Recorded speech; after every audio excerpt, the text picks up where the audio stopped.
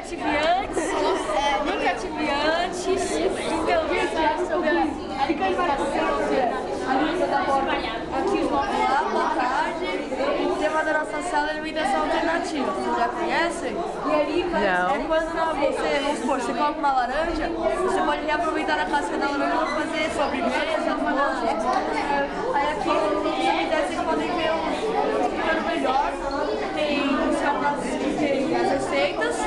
E aí vocês podem provar ali algumas receitas que a gente fez. Tem bolo de casca de maçã, bolo de casca de laranja.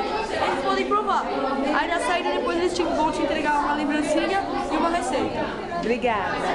André.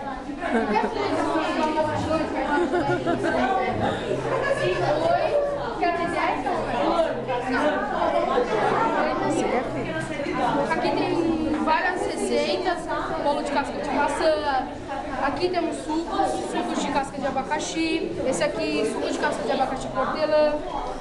Esse aqui é suco de casca de abacaxi cozida. Querem experimentar um suco? Obrigada. Oi, Sofia.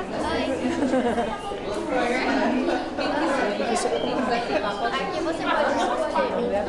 Aqui você pode comer duas receitas, duas receitas e uma bebida. Vou te abrir. Beijão.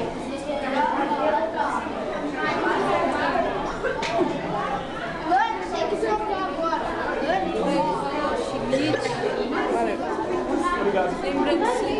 Obrigada. Obrigado, no final de semana. Ah, peraí, já te entregaram